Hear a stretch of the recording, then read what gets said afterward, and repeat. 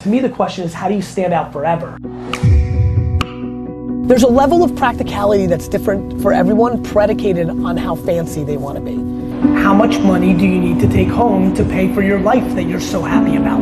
Where's your happiness and where's the things you want that you need money for? Where's that Mendoza line? And let me ask you a question. Do you need 4 sports jackets or 3? Do you need 11 pairs of pants or 7? Do you need to go on 3 vacations or 2? My friend, every dollar you put back into your business gives you the potential to have that business be healthier long term. I believe this entire conference and this entire space is broken, and everything is based on data that isn't actually practical to the reality of the business. Most people start businesses to take the money out to buy themselves things, which is why they never build long-term big businesses. You have to understand there's a fundamental reason I have the career that I have. The only thing I am is energy for the long term. When you can oversell your reality, but then build to the new reality, that's how you get big. For VaynerMedia, I was able to, over the last 5 years, grow us from 22 people to 800 people, from 3 million to 100 million in revenue, because I can continue to do my model. We're gonna make less money this year at 100 million than we made last year at 67. Net. I don't mean percentage. Net.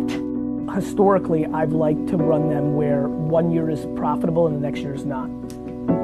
So the growth is there, but the non-profitable every other year was predicated on me being able to invest in people, advertising, or resources. More people, more capabilities, because I'm gonna take the whole fucking pie.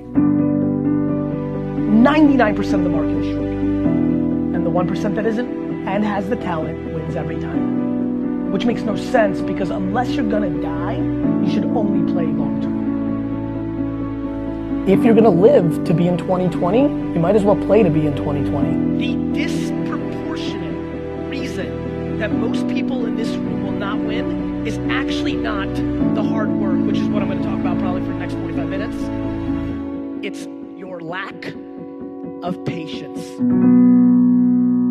Today, with all the things that have happened to me, I get emails on Facebook from friends I went to high school with, often starting with, "Gary, you're so lucky." I reply to every single one of them, all of them, with the reply of an opening line first. "Jan, great to see you again. You look great. Kid's super cute. P.S. I am super not lucky. Let me remind you, Rick, remember when we graduated college and you went to the Jersey Shore every weekend and hooked up with chicks and drank beer? I worked." You know, when I was 22 to 28, I was making $35,000 to $55,000 a year, but I had no expenses. I didn't go on vacations. I didn't buy fancy things. So I saved my money. And then when I had hundreds of thousands of dollars. I didn't have millions. I had hundreds of thousands of dollars because I didn't spend anything. And then I started making $100,000 a year and $150,000 a year.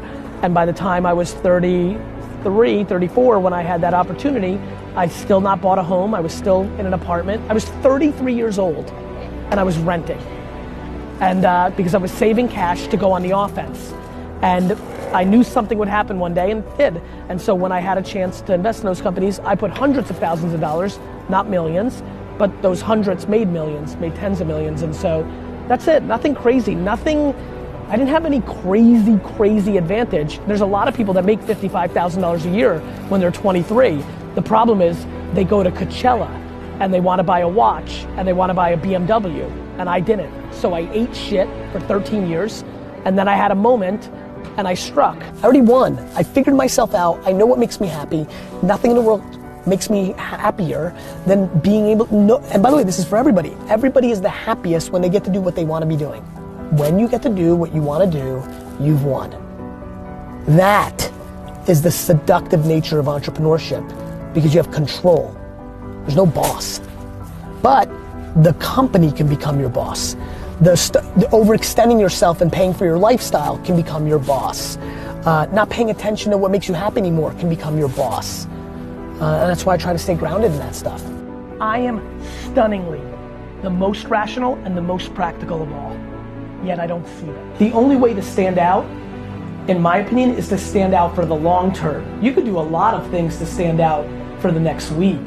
You can use shock movement, you can growth hack, You can buy followers, all the dumb shit that everybody's doing to win for a week or a month, maybe even a year. To me, the question is, how do you stand out forever?